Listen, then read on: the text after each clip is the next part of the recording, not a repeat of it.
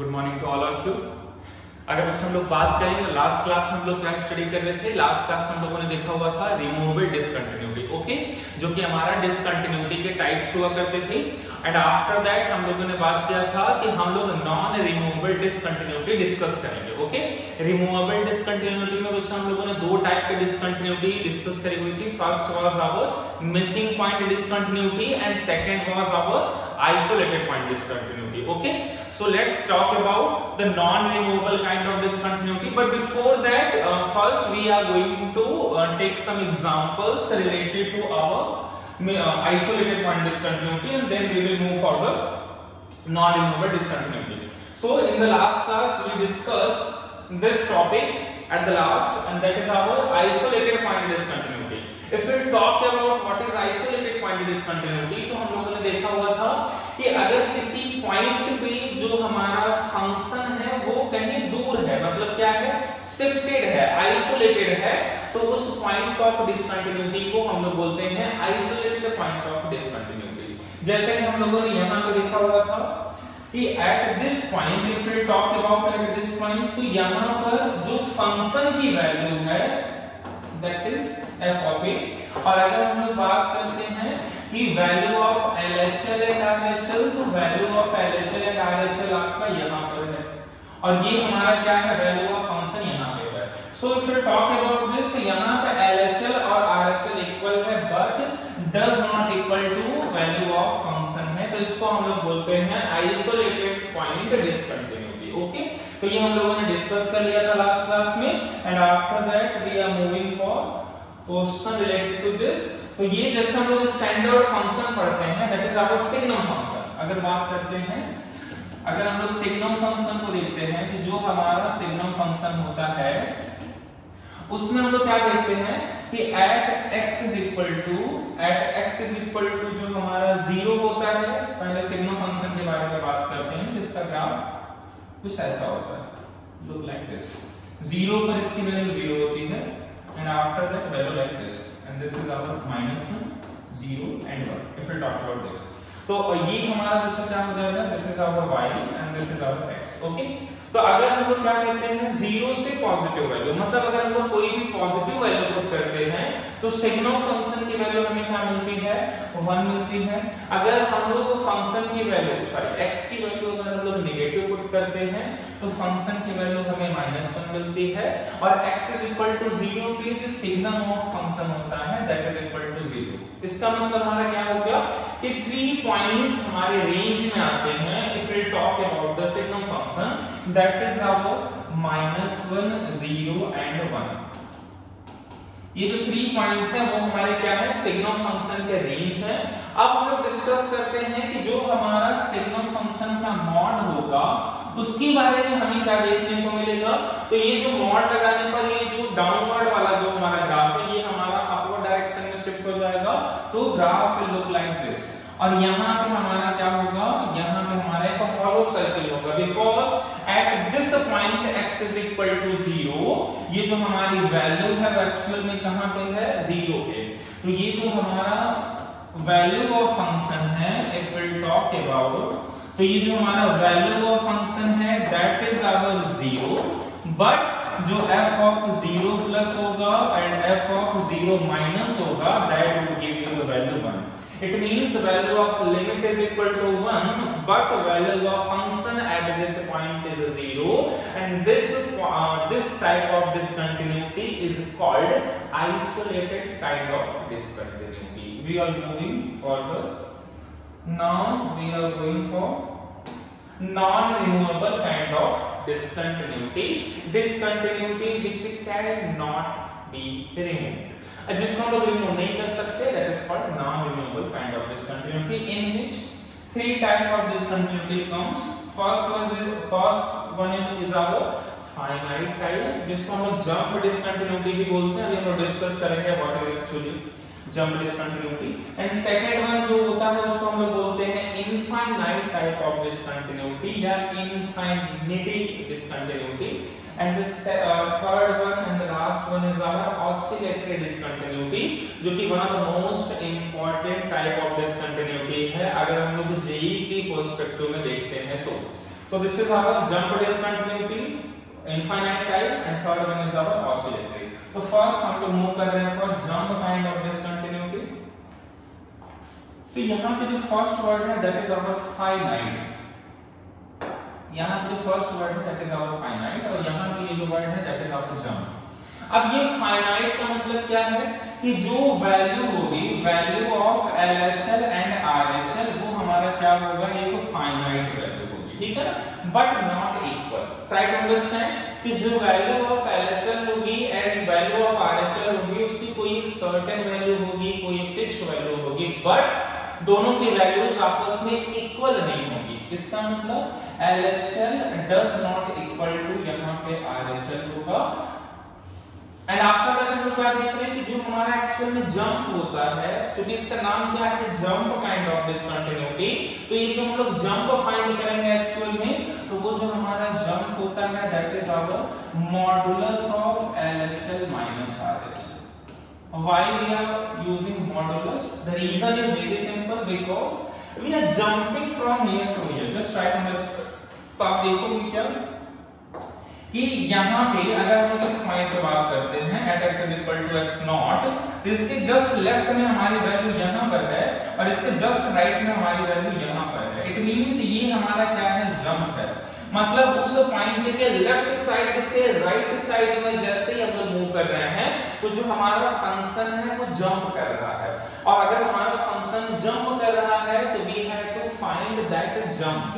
तो इस जंप की जो वैल्यू होगी वो हमारी क्या होती है, modulus of LHL minus RHL। Modulus हम लोग इसलिए यूज करते हैं क्योंकि हम लोग जनरली कंसीडर करते हैं कि जो हमारा जंप होगा वो हमारा क्या होगा, पॉजिटिव होगा। तो जो ये जंप होगा that will be always positive. अब ऐसा भी पॉसिबल है कि जो हमारा फंक्शन था वो ऐसे था for example, and after that हमारा फंक्शन ऐसे हो गया एट दैट पॉइंट, ओके, ये हमारा फंक्शन ऐसे हो गया। इसका मतलब हमारा क्या होगा कि अगर इस पॉइंट पे देखते हैं तो इस पॉइंट के लेफ्ट में, इस पॉइंट के लेफ्ट में फंक्शन यहाँ पे था, राइट में फंक्शन यहाँ पे है, तो ये जो हमारा है वो हमारा क्या है, जंप। अब आप कॉमन सेंस रखो, अच्छा नीचे से ऊपर जाना होगा तब भी हम लोग जंप लेंगे, ऊपर से नीचे आना होगा तब भी हम लोग जंप लेंगे। तो कहने का मतलब ये है कि ऐसा नहीं है कि जब हम लोग ऊपर की तरफ जंप लेंगे तो वो जंप हम लोग पॉजिटिव कंसीडर करेंगे, और जब हम लोग नीचे की तरफ जंप लेंगे तो वो नेगेटिव कंसीडर करेंगे। जंप का मतलब जंप ही होता है, इसका मतलब चाहे वो पॉजिटिव हो, मतलब चाहे वो अपवर्ड डायरेक्शन में हो, चाहे वो डाउनवर्ड डायरेक्शन में, इन बोथ द केसेस जो जंप की वैल्यू होगी that will be positive, okay. और यही पॉजिटिव वैल्यू हम लोग फाइंड करने के लिए क्या बोलेंगे कि जब भी हम लोग जंप कंसीडर करेंगे तो वो हमेशा मॉडुलस में फाइंड करेंगे। तो जब भी हम लोग मॉडुलस में फाइंड करेंगे तो मॉडुलस की वैल्यू पॉजिटिव होती है, सो दैट जो वैल्यू आपको जंप होगा that will also be positive, okay. तो ये हमारा हो गया जंप काइंड ऑफ डिस्कंटिन्यूटी, जिसके बारे में थोड़ा सा मैं जल्दी से बोल देता हूं। LHL एंड RHL फाइनाइट होंगे बट इक्वल नहीं होंगे, और जो हमारा वैल्यू ऑफ फंक्शन होगा वो कहीं पे भी हो सकता है, यहाँ पे भी हो सकता है, यहाँ पे भी हो सकता है, कहीं और पे भी हो सकता है, डजंट मैटर। हम लोग केवल LHL और RHL के बारे में यहाँ पर डिस्कस करेंगे, ओके। तो this is our first type of discontinuity in non removable kind of discontinuity. Example अगर हम लोग देखना चाहते हैं तो एग्जांपल बड़ा सिंपल सा है, हम लोग GIF फंक्शन देखते हैं, ग्रेटेस्ट इंटीजर फंक्शन, जो हमारा स्टैंडर्ड फंक्शन होता है, ग्रेटेस्ट इंटीजर फंक्शन।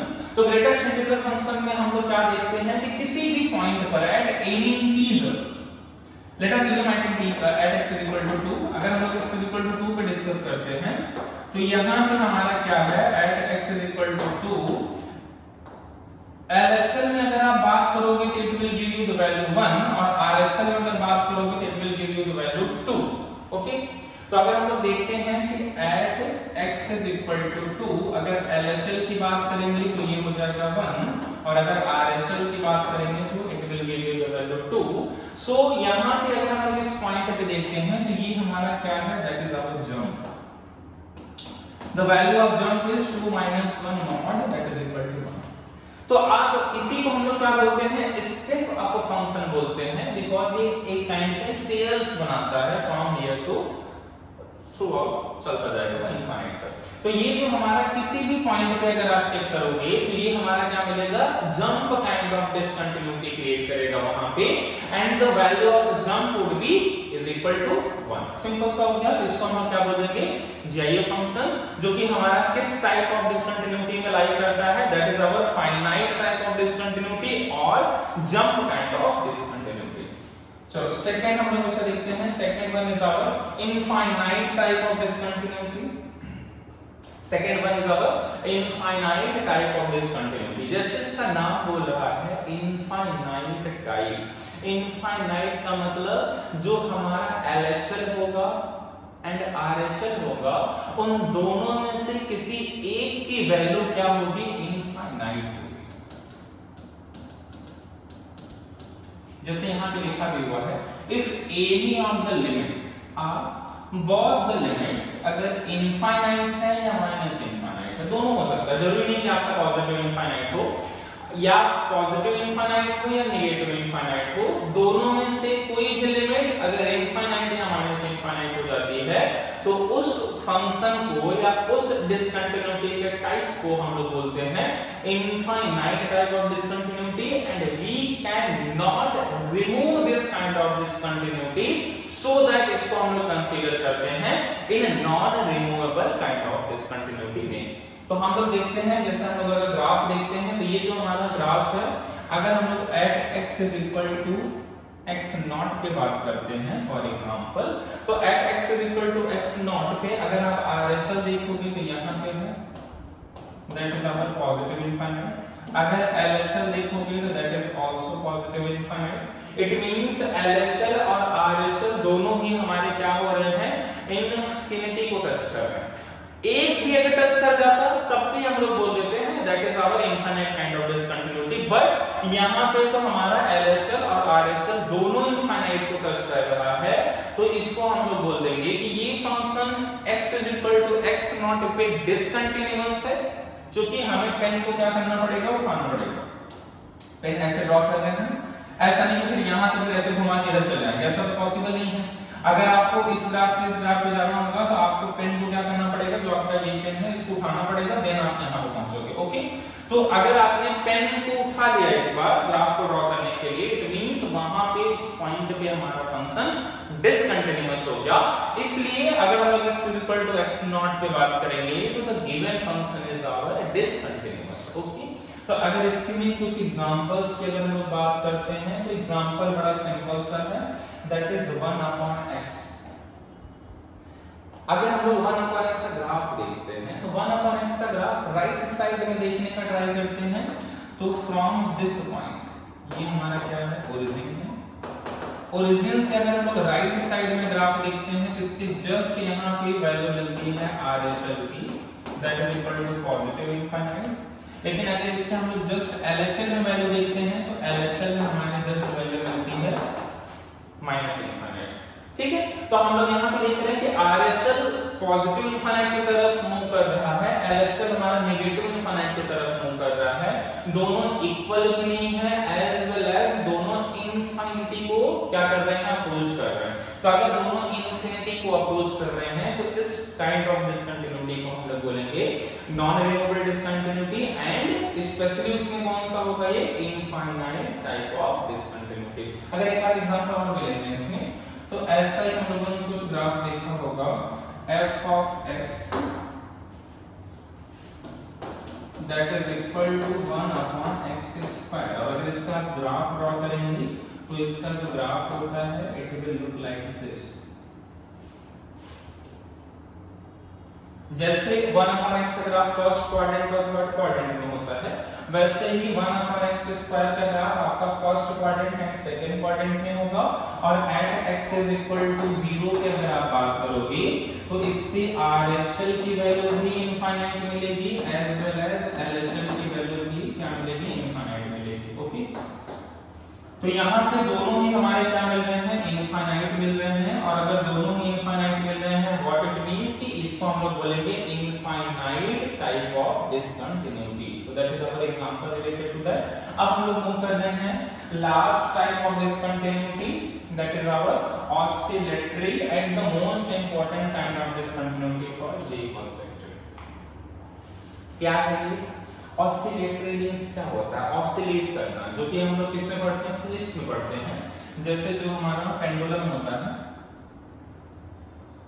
यहाँ से हम इसको ऐसे पेंडुलम है फॉर एग्जांपल, तो ये यहाँ से ऐसे मूव करता है, यहाँ पहुंचता है, फिर ये अपने डायरेक्शन चेंज करके फिर इधर आता है, तो कुल मिला के वो यहाँ से यहाँ तक ऐसे मूव करता रहता है। तो एक्चुअल में क्या है, ये ऑसिलेट करता है between this point and this point. अगर बात करेंगे तो in between these two points ये हमारा जो फंक्शन है वो हमारा क्या करता है? ऑसिलेट करता है।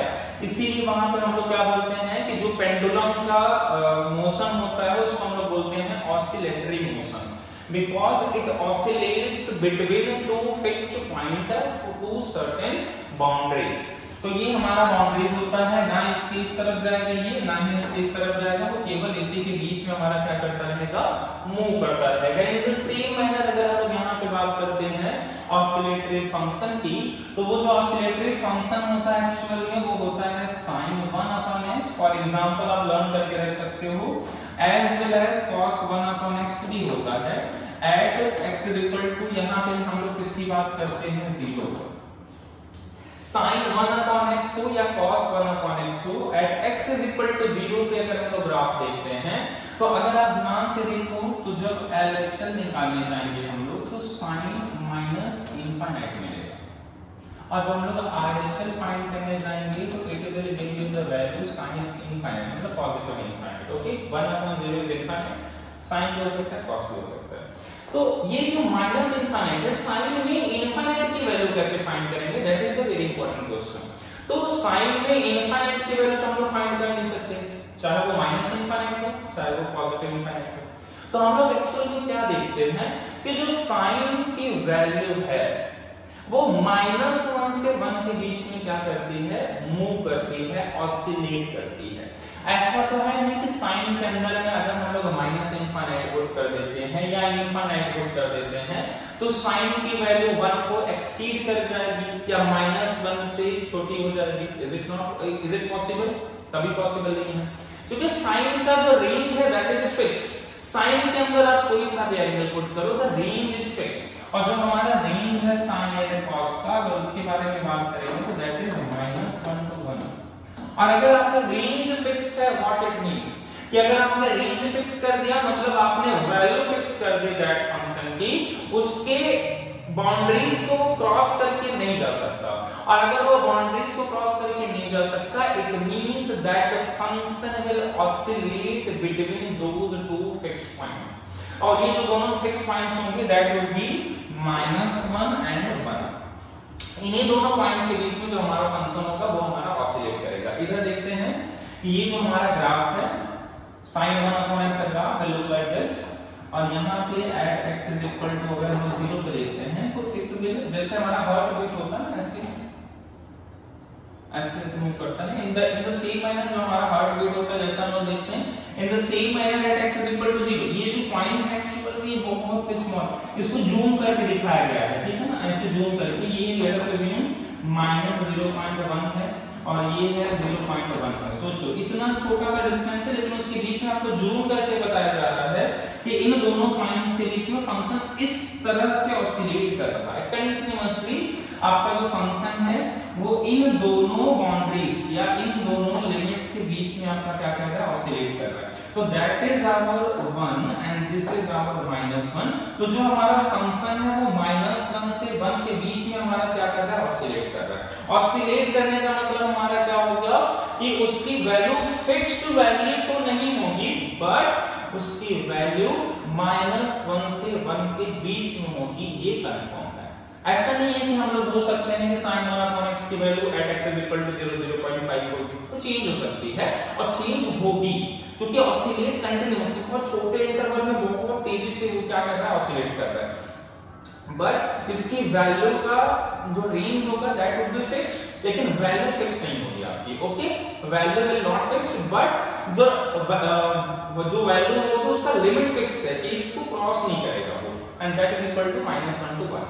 तो ये हमारा क्या हो गया? ऑसिलेटरी फंक्शन, क्योंकि ऐसे हमारा क्या करेगा? ऑसिलेट करेगा like this.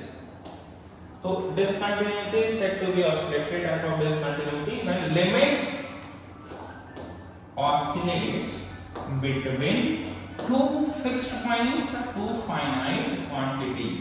In this case, that is 1 and minus 1. In this case, if we talk about, तो यहाँ पे जो फाइनाइट जो क्वांटिटीज होंगी या जो बाउंड्री होगी, दैट वुड बी -1 and 1. तो ये हमारा क्या हो गया, टाइप ऑफ डिसकंटिन्यूटी जो हम लोग आज फिनिश कर रहे हैं. दैट इज लास्ट क्लास में हम लोगों ने देखा हुआ था रिमूवेबल काइंड ऑफ डिसकंटिन्यूटी. आज हम लोगों ने देखा non removable kind of discontinuity. Next class don't worry, next class में बस हम लोग इससे रिलेटेड प्रैक्टिस प्रॉब्लम्स करेंगे और वहां पे हम लोग देखेंगे कि जो हमारा जे किस टाइप के क्वेश्चंस इस पर्टिकुलर टॉपिक से पूछता है. ओके, सो यहाँ पे हम लोग इस टॉपिक को एंड करते हैं. फिर मिलेंगे बच्चा नेक्स्ट क्लास में with practice questions related to this type of discontinuity. Okay, bye to all of you.